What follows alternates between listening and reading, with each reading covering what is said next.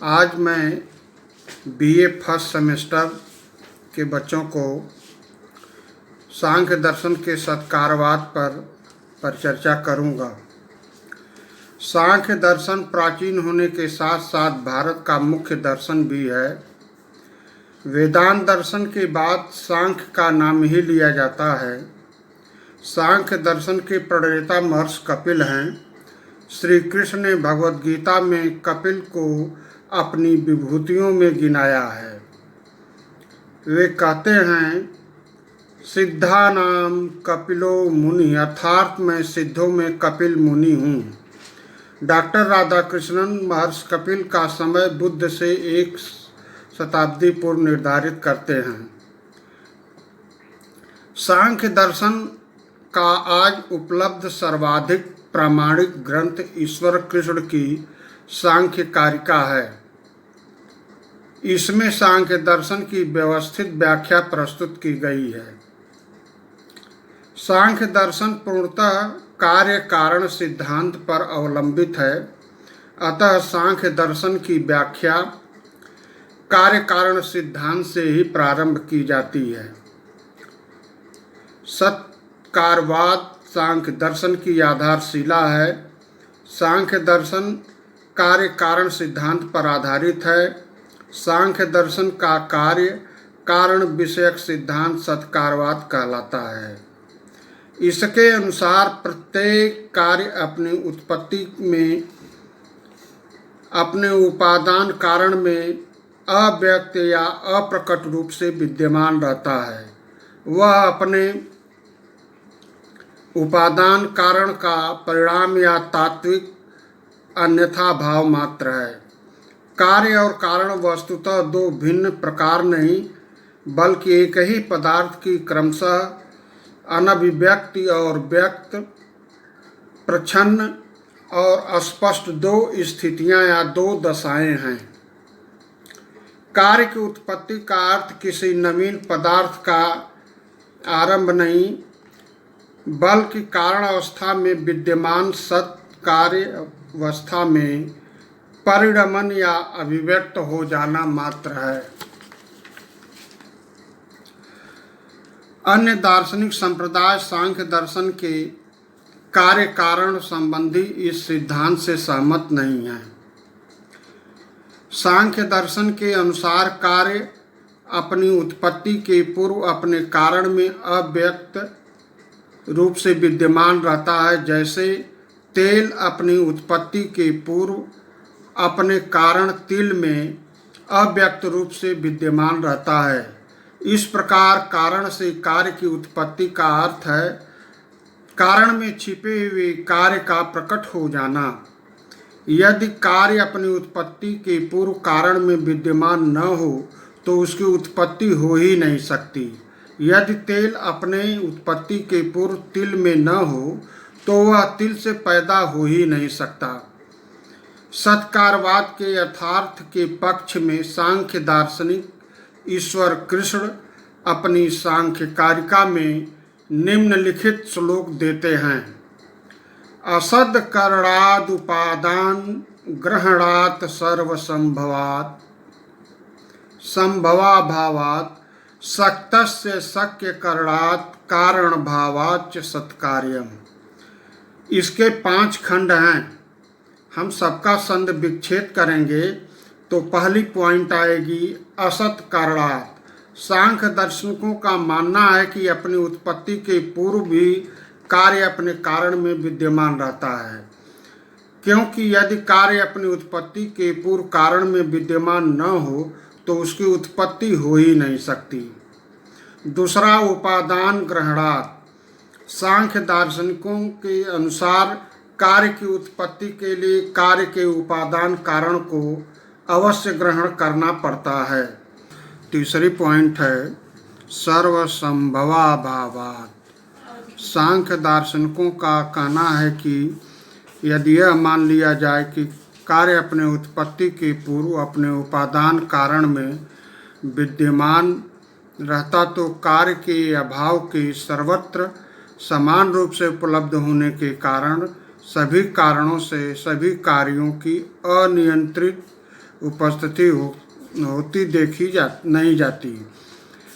अतः सभी कारणों से सभी कार्यों की उत्पत्ति या संभव न होने के कारण कार्य को अपने कारण में अपनी उत्पत्ति के पूर्व भी विद्यमान मानना पड़ता। उत्पत्ति के पूर्व कार्य को अपने कारण में असत मानने पर सत कारण के साथ उसका संबंध नहीं हो सकता, और कारण से असंबद्ध कार्य की उत्पत्ति मानने पर अमुक कारण से अमुक कार्य की उत्पत्ति होती है। मिट्टी से कपड़ा, जल से घड़ा और ईख से नमक पैदा होने लगेगा, और इस प्रकार बड़ी अव्यवस्था हो जाएगी। इन कार्यों की उत्पत्ति सभी कारणों से नहीं होती। सर्वसंभवाभावात् यह मानना चाहिए कि कार्य की उत्पत्ति केवल कारण से होती है, जिसमें वह अपनी उत्पत्ति से पूर्व कार्य में विद्यमान रहता है। अगली पॉइंट है शक्तस्य अशक्य करणात्।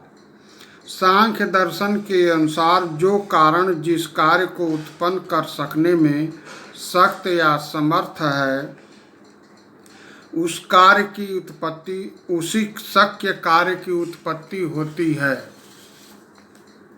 मिट्टी में घट को तथा तंतु में पट को उत्पन्न कर सकने की शक्ति है, अतः मिट्टी से घट और तंतु से पट उत्पन्न होते हैं। अगली पॉइंट कारण भावाच्य। कारण भावाच्य सांख्य दार्शनिकों के अनुसार कार्य कारणात्मक अर्थात कारण से ही स्वरूप का या कारण से अभिन्न ही हो सकता है। कार्य कारण से भिन्न नहीं होता, बल्कि कारण रूप ही होता है। ऐसी स्थिति में जब कारण सत हो तो कार्य से भिन्न कार्य असत कैसे हो सकता है। कार्य कारण रूप ही है और कार्य की उत्पत्ति के पूर्व कारण सत होता है, अतः कार्य भी अपनी उत्पत्ति के पूर्व सत होता है। इन 5 युक्तियों के द्वारा सांख्य दार्शनिक ईश्वर कृष्ण ने सत्कारवाद की सिद्धि की है। सत्कारवाद के साधारणतः 2 रूप माने गए हैं, परिणामवाद और विवर्तवाद। परिणामवाद और विवर्तवाद।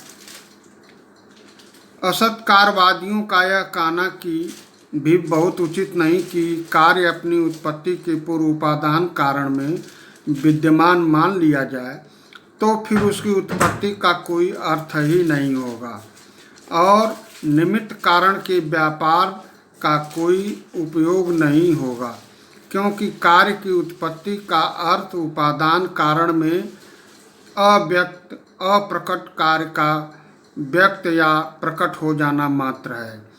तिल में पहले से ही अव्यक्त रूप से विद्यमान तेल व्यक्त या प्रकट हो जाने को तेल की उत्पत्ति स्वीकार करने में क्या आपत्ति हो सकती है।